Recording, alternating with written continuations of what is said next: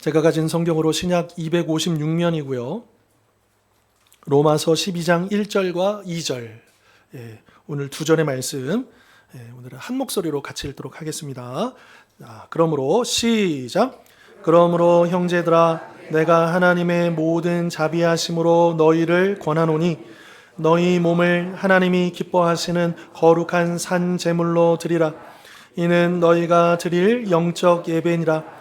너희는 이 세대를 본받지 말고 오직 마음을 새롭게 함으로 변화를 받아 하나님의 선하시고 기뻐하시고 온전한 뜻이 무엇인지 분별하도록 하라.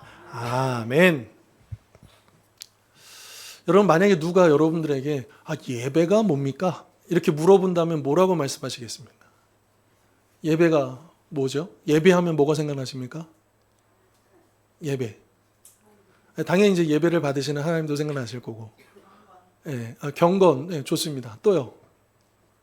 지금 정답을 제가 물어보는 게 아니에요. 우리 성도님들의 생각을 여쭤보는 겁니다. 일단 여러 가지 것들이 있겠죠. 근데 아마도 많은 분들이 예배하면 지금 이 시간 이 자리에서 드리는 이게 예배 아닙니까? 이렇게 말씀하시겠죠. 당연합니다. 예배당에 함께 모여서 또 찬양하고 기도하고 또 말씀을 듣는 것 당연히 예배입니다. 그러나 여러분, 예배가 이것이 전부일까? 여기에 대한 질문이 바로 오늘 본문이 우리에게 주시는 그런 질문인 것이죠. 만약 우리의 예배가 그저 일주일에 딱 한 번 이 시간 또 이곳에서 드리는 것, 이게 전부라고 한다면 월요일 아침 직장으로 또 학교로 돌아간 우리의 삶은 과연 예배랑 아무런 관련이 없는 것인가? 라고 하는 그런 질문입니다. 오늘 말씀을 통해서 주일과 평일이 분리된 신앙이 아니라, 제가 한번 말씀드렸죠. 스위치 신앙이라고. 여기 오면 딱 주일 모드로 스위치를 탁 켜요. 근데 예배를 끝나고 나가는 순간 평일 모드로 스위치를 딱 바꿔버리는 그런 신앙이 아니고, 우리 옛날에는 그런 표현 썼죠. 썬데이 크리스찬. 주일만 크리스찬이고 월요일부터 토요일까지는 그런 듯 아는 듯. 그런 아니고, 예배도 마찬가지다라고 하는 거죠. 예배도 주일만 드리는 게 예배가 아니고 매일매일 드리는 것이 예배다라고 하는 거죠. 오늘 말씀을 통해서 이 사실을 다시 한 번 더 우리가 깨닫고요. 그리고 진정한 예배자로 살아갈 것을 새롭게 결단하는 그런 시간이 되실 수 있기를 바랍니다. 자, 우리가 로마서 말씀 지금 이제 새벽에 우리가 계속 묵상해 가고 있는데요. 저도 개인적으로 이 말씀을 또 많이 읽어봤지만 또 말씀을 준비하면서 묵상하면서 또 은혜가 됩니다. 새롭게 은혜가 됩니다. 우리가 구원받은 것이 너무나도 당연하게 여겨지지만 또 묵상해 보면 이게 당연한 게 아니잖아요. 이게 얼마나 감사한지 모르거든요. 그래서 우리는 늘 끊임없이 계속해서 이 로마서를 읽으면서 나의 구원에 대해서 고민하고 또 이것이 얼마나 귀한 것인가를 깨닫고, 그런 것 가운데서 우리의 또 신앙이 새로워지게 되는 줄 믿습니다. 자, 우리가 12장 이렇게 읽었는데 사실은 12장을 읽기에 앞서서 우리는 1장부터 11장을 알아야 된다라고 하는 거예요. 왜냐하면 12장에 그러므로 이렇게 시작하고 있잖아요. 여러분, 그러므로라고 하는 접속사는 그 앞에 있는 내용을 모르면 의미가 없는 겁니다. 그러니까 그러므로라는 이 단어는 앞에 있는 1장부터 11장까지 모든 내용을 한마디로 얘기하고 있는 거예요. 자, 그러면 그 1장부터 11장까지의 내용들이 뭐냐 하면, 오늘 본문 1절에서는요, 사도 바울이 뭐라고 했냐면 하나님의 모든 자비하심이다 이렇게 표현하고 있어요. 그러니까 한마디로 하면 하나님의 자비하심입니다. 근데 좀 더 구체적으로 들어가면 여러분, 로마서 1장부터 11장까지 우리에게 뭐라고 말씀해 주시느냐? 이방인들도 죄인이고 율법을 가지고 있는 유대인들도 죄인이고, 그래서 우리는 모두 다 한 사람도 예외 없이 하나님의 영광에 이르지 못했다. 왜요? 우리는 다 죄인이니까. 그래서 우리가 이렇게 노력한들 저렇게 노력한들 다 우리는 구원에 이를 수 없다. 그런데 놀라운 걸 발견하죠.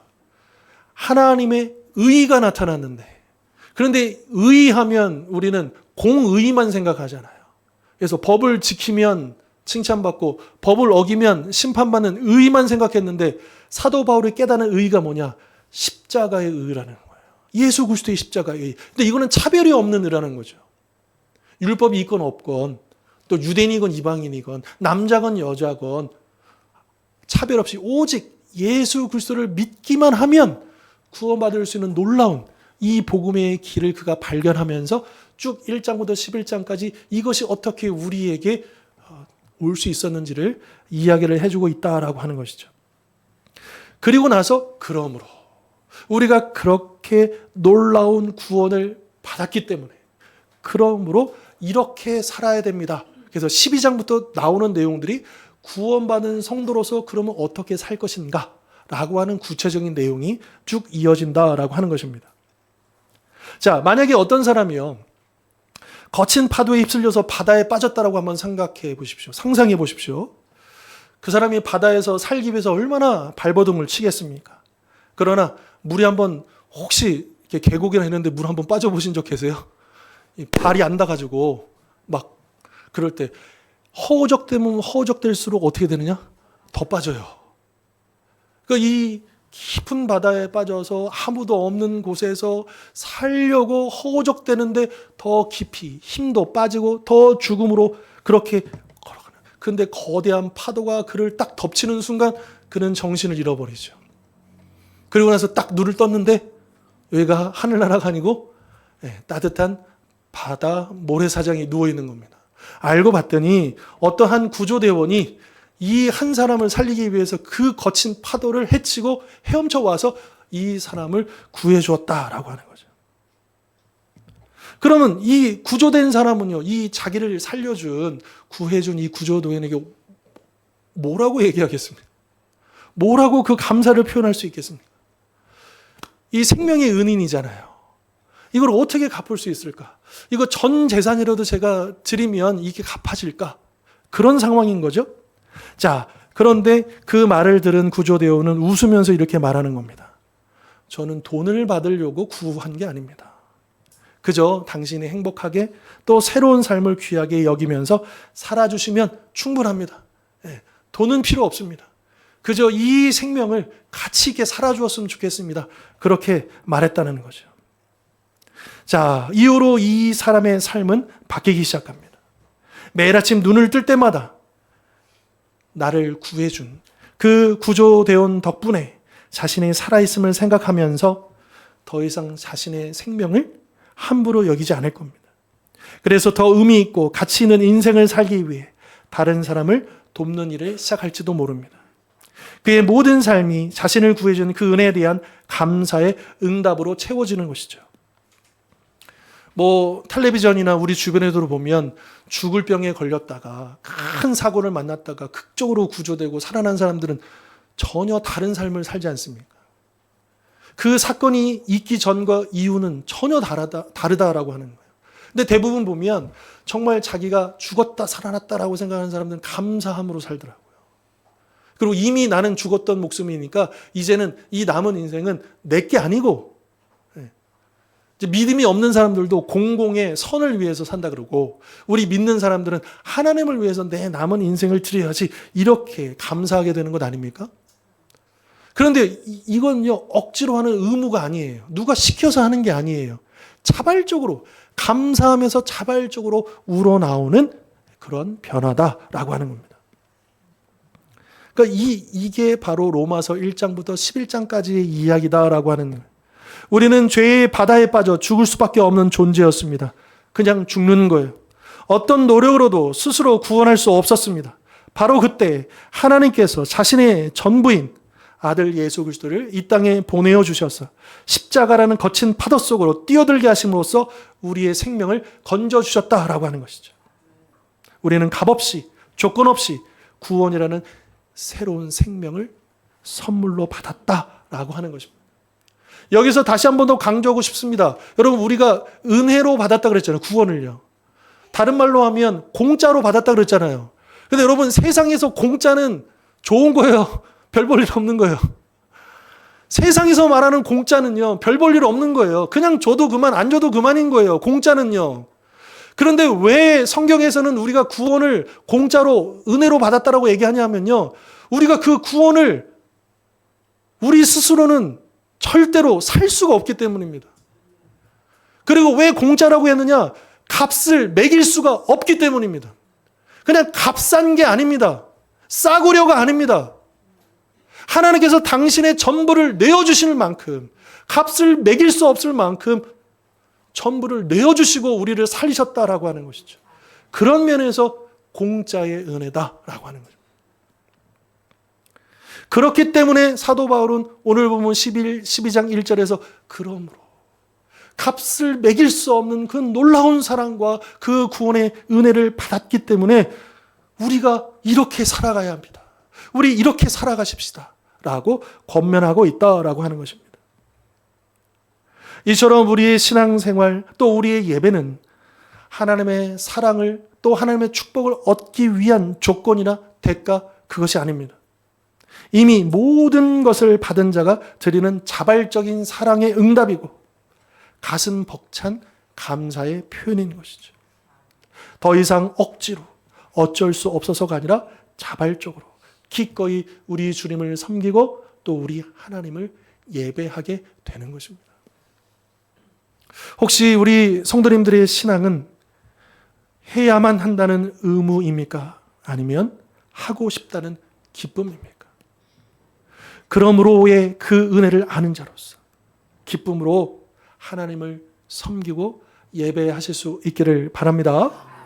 자, 그렇다면 조금 더 구체적으로 어떻게 하나님을 섬길까요? 어떻게 우리가 하나님을 예배할까요?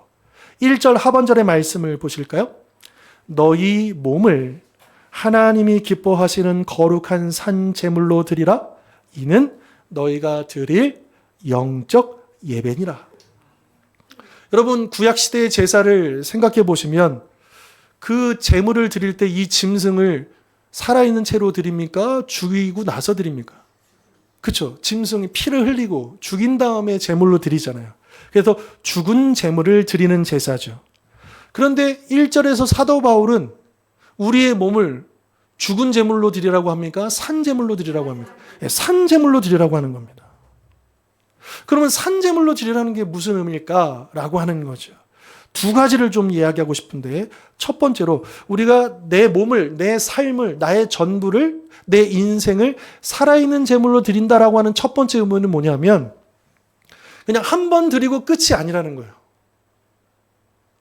매일, 매 순간 살아있는 상태로 드려지는 것이다 라고 하는 거죠. 여러분, 죽은 제물은요 그냥 올려놓으면 그대로 있는 거예요. 그렇지만 살아있는 제물은 얼마든지 그 제단에서 내려올 수 있는 것 아닙니까? 그렇기 때문에 내 의지로 내 마음대로 제단 밖으로 도망칠 수 있다는 뜻이기도 합니다. 살아있다라고 하는 것은요. 그래서 우리는 한 번만 결단하고 한 번만 헌신하고 그러는 것이 아니라 매일 매 순간 결단하고 또 결단하고 새로운 예배를 계속해서 드려야 한다라고 하는 것이죠. 그러니까 매 순간이 우리의 예배가 되어야 하는 것입니다. 그게 바로 산 제물로 드리는 예배의 의미다라고 하는 것이죠. 또한 두 번째로 산 제물이라는 의미는 뭐냐? 내 삶의 일부분이 아니고 내 삶의 전부를 드리는 것입니다. 여러분, 우리가 헌금을 할 때도 그 헌금이 우리에게 허락해 주신 것의 일부분이긴 하지만 우리가 그것에 믿음을 담아 드릴 때 뭐라고 믿음을 담냐 하면 하나님이 주신 모든 것이 다 하나님의 은혜요 감사합니다. 이것을 그 일부분에 담아서 드리는 거잖아요. 일부분을 드리는 거지만 실제로는 전부를 드리는 거라고요. 그리고 또한 우리가 헌금을 할 때도 그저 돈으로만 헌금한 게 아니라 사실은 그 봉헌이라고 해서 내 삶을 그냥 물질만 하나님께 드리는 게 아니고 내 시간을, 내 인생을, 나의 모든 것을 드리겠습니다라고 하는 그런 헌신의 시간이 봉헌 시간 아닙니까? 그런 의미로 살아있는 재물은 그런 의미가 있다라고 하는 것이죠. 여러분, 이제 클래식 악기 같은 경우는 굉장히 비싸요. 예. 제가 학생 때도 제 학교 후배 중에 이제 바이올린 전공하는 친구가 있었는데 3천만 원짜리 바이올린을 들고 다니더라고요. 와, 한번 구경해 봤어요. 3천만 원짜리. 근데 여러분, 그 바이올린 중에 저는 잘 몰랐는데 이번에 설교 준비하면서 알게 됐는데, 저 유럽에 17세기 전후에 그 스트라디바리라는 사람이 있습니다. 근데 요 가문에서 만들어낸 바이올린은요, 지금도 이제 남아 있죠. 벌써 몇백 년 전에 만든 건데, 근데 이게 최소 얼마냐? 이 바이올린은, 여기서 나온 바이올린은 최소 수십억에서 한 대가요. 바이올린 한 대가 최소 수십억에서 수백억까지도 된대요. 그런 바이올린 구경도 못 해볼, 그죠? 자, 그런데 누가 돈이 많아서 그 명품 바이올린을 샀어요. 근데 이게 너무너무 귀한 거니까 그거를 평생 이거 망가뜨리면 안 되니까 그냥 바이올린 집에 딱 집어넣고, 케이스에 딱 집어넣고, 이 어디 금고에 집어넣고 그 안에 처박아 놓으면, 여러분 그게 무슨 의미가 있습니까? 예, 아무리 수십억, 아무리 수백억짜리 바이올린일지라도 이게 너무 귀하다 보니까 어디 잘 모셔놓고만 있으면 이 바이올린의 의미가 없잖아요. 그렇지 않습니까? 여러분, 이 바이올린의 그 가치는요, 언제 드러나냐 하면 그 연주자의 손에 들려가지고 그 아름다운 연주를 해낼 때 그 바이올린의 가치가 있는 것 아닙니까? 그렇죠. 자, 우리의 몸이, 우리의 삶이 바로 그와 같은 명품 바이올린 같다라고 하는 거죠. 하나님 우리 각자에게 다양한 그 재능과 시간과 기회와 가능성들을 주셨다라고 하는 거죠. 그런데 이것을 나만을 위해 나의 만족과 성공이라는 그 유리상자 안에 가둬두면 그게 무슨 의미가 있습니까? 하지만 나의 삶을, 나의 시간과 재능과 그 전부를 우주 최고의 연주자이신 누구에게요? 하나님께 올려드리며 그분 손에 올려드려서 내 삶이 하나에서 켜시는 그런 바이올린이 된다면, 여러분 그것이야말로 우리 인생의 진짜 가치가 드러나게 되어 있다라고 하는 것이죠. 여러분, 그러면 우리가 하나님 손에 들려진다, 나의 삶을 드린다라고 하는 것은 뭐냐 하면 내가 이제 하나님의 손과 발이 되는 거예요. 우리 학생들 같은 경우는 우리 학교에서 그 친구들, 또 어려움을 만난 친구들, 그들을 위로하는 그 손길이요, 바로 하나님께 드려지는 그 손이 되는 거예요.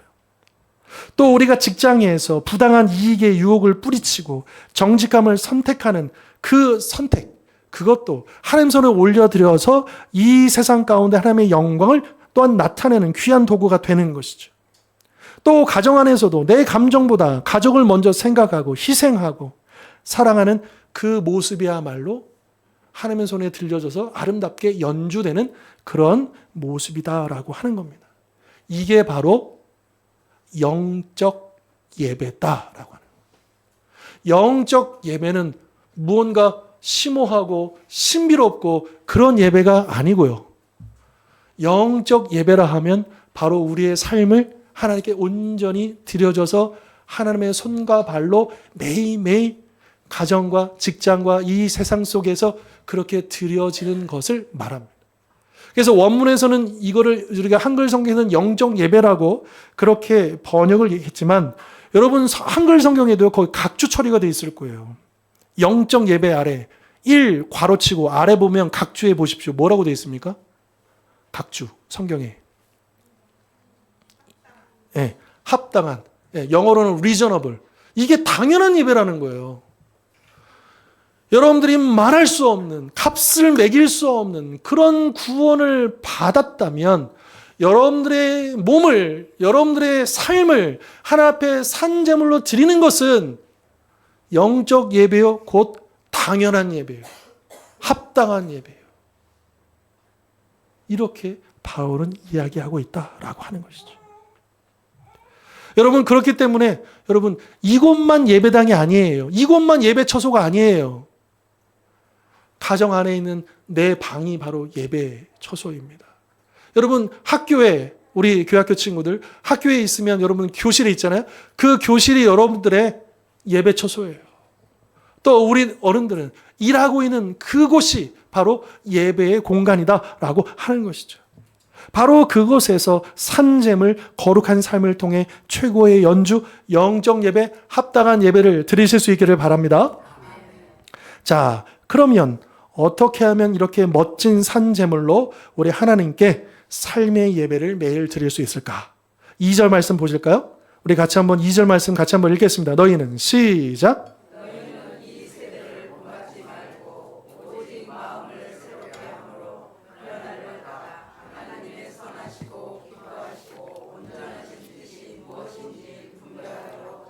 아멘. 여러분, 우리가 매일매일 우리의 삶을 통해서 예배하기를 원하는데 가장 큰 장애물이 뭐냐면 이 세대예요. 이 세대. 이 세대는 끊임없이, 즉 이 세상은 끊임없이 우리에게 다른 가치관을 주입합니다. 여러분, 우리 몸의 건강하고 좀 비교를 해보시면, 자, 여러분 매일 햄버거, 피자, 콜라, 이거 보통 이제 정크푸드라고 하잖아요. 그러니까 이제 이런 몸에 좋아요, 안 좋아요? 예, 썩 좋지 않은 거죠. 그런데 이런 음식을 매일 삼시세끼 라면만 먹으면서 나 몸 건강해지고 싶어. 이게 말이 됩니까? 안 되는 거죠. 자, 그러면 여러분, 우리가 건강해지기 위해서는 뭘 먹어야 돼요? 좋은 음식을 먹어야죠. 예, 슈퍼푸드, 영양가 있고 좋은, 그러니까 정크푸드가 아니고 슈퍼푸드를 우리가 먹어야 된다. 식단을 바꿔야, 건강한 음식을 먹어야 우리 몸이 건강해진다라고 하는 거죠. 마찬가지로 우리의 영혼도 그렇다라고 하는 거예요. 우리 인간은 육적인 존재이면서 또한 영적인 존재잖아요. 우리는 혈과 육으로만 살아가는 게 아니잖아요. 영혼으로 살아가는 거잖아요. 그렇기 때문에 우리는 육의 건강뿐만 아니라 영혼의 건강도 챙겨야 되죠. 육의 건강을 위해서 우리 좋은 음식, 보양식도 챙겨 먹고 보약도 챙겨 먹고 여러 약들도 또 그렇게 계속 신경 쓰는데 과연 우리의 영혼은 어떠한가라고 하는 것이죠.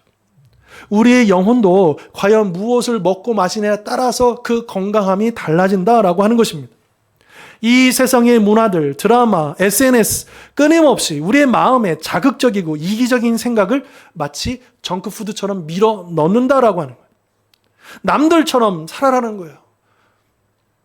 우리 이제 어르신들은 잘 모르겠지만 우리 교회학교 친구들은 끊임없이 이제 스마트폰을 보면서 끊임없이 쇼츠라는 걸 봐요. 이게 한번 쇼츠를 딱 보기 시작하면요, 멈춰지지가 않습니다. 계속 보게 돼요. 이 짧은 영상이 끊임없이 우리를 계속해서 거기에 빠지게 만들어요. 근데 거기 안에 나와 있는 내용들이 여러 많은 것들이 있지만 계속해서 우리에게 뭐라고 얘기하냐면 이렇게 사는 게 최고야. 이렇게 살아볼래? 너 부럽지? 결국엔 즐겁게 사는 게 남는 거야. 계속해서 끊임없이 그 영상, 짧은 영상에 우리에게 엄청난 메시지를 계속 끊임없이 주입해주고 있다라고 하는 거예요.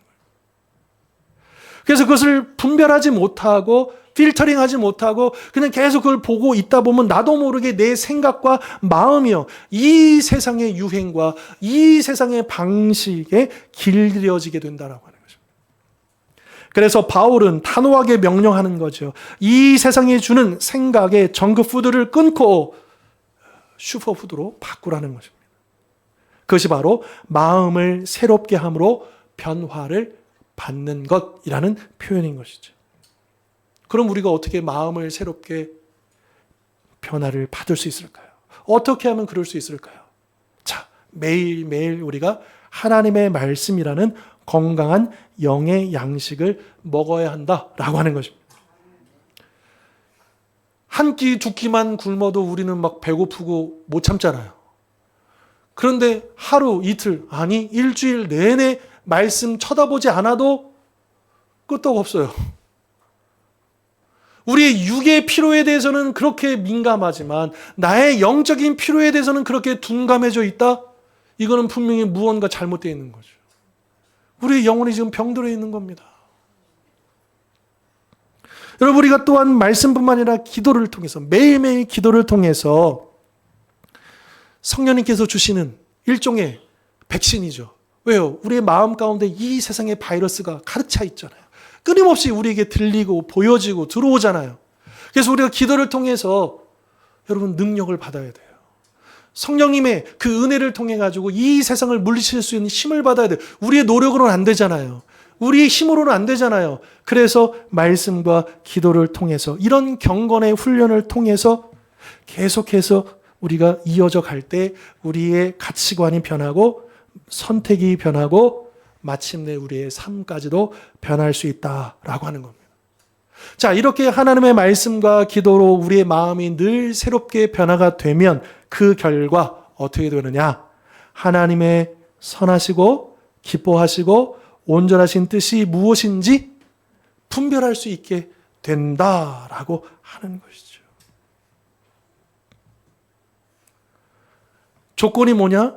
마음을 새롭게 변화되어야 되는 성령의 사로잡힘 속에서 말씀과 기도로 우리가 거룩해지고 새로워지고 변화될 때 하나님의 뜻을 분별할 수 있다라고 하는 거예요. 그러면 하나님 뜻 보여주세요. 그냥 계속 부르짖는다고 될 문제가 아니라는 거예요. 말씀을 봐야죠. 그리고 이 말씀이 깨달아지도록 성령님께 구해야죠. 그렇게 경건의 훈련을 이어갈 때 깨달아지는 거예요. 야, 이게 하나님께서 기뻐하시는 거구나. 이게 하나님께서 원하시는 거구나. 확신이 주어지고 그것을 우리가 깨달아 알게 된다라고 하는 것입니다. 그렇게 하나님의 뜻을 분별할 수 있는 영적인 안목을 갖추게 되면 우리는 더 이상 이 세상이 정해놓은 성공의 길을 맹목적으로 따라가는 게 아니라 하나님 기뻐하시는 가장 가치 있고 복된 길이 무엇인지 깨닫고 그 길을 걸어가는 진정한 행복을 누리게 된다라고 하는 것이죠. 말씀을 정리하겠습니다. 오늘 말씀은 우리에게 이렇게 질문합니다. 여러분들의 예배는 과연 어디에서 드려지고 있습니까? 혹시 주일 이 예배당 안에서만 드려지고 멈춰 있지는 않습니까? 아니면 예배당 바깥인 가정과 학교와 직장에서 날마다 그 예배가 드려지고 있습니까? 이렇게 묻고 있다라고 하는 겁니다. 하나님은 우리에게 이 예배가 우리의 삶의 모든 자리로 확장되기를 원하십니다. 우리를 구원하신 그 놀라운 은혜에 감사하기. 그러므로 우리의 매일의 삶, 나의 몸과 시간을 기꺼이 하나님께 산제물로 드리고 이 세상의 방식이 아니라 하나님의 말씀과 기도로 우리의 마음과 생각을 날마다 새롭게 함으로써 우리의 삶 전체가 하나님이 받으시는 향기로운 예배가 되기를 원하신다라고 하는 것이죠. 그러므로 내가 지금 서 있는 그곳, 가정의 내 방, 학교 교실, 직장 사무실이 바로 하나님을 예배하는 가장 거룩한 장소임을 명심하고 매일 매순간 내 몸을 살아있는 제물로 하나님께 드리기를 힘쓰는 우리 모든 성도님들 되실 수 있기를 주님의 이름으로 축원합니다. 기도하겠습니다.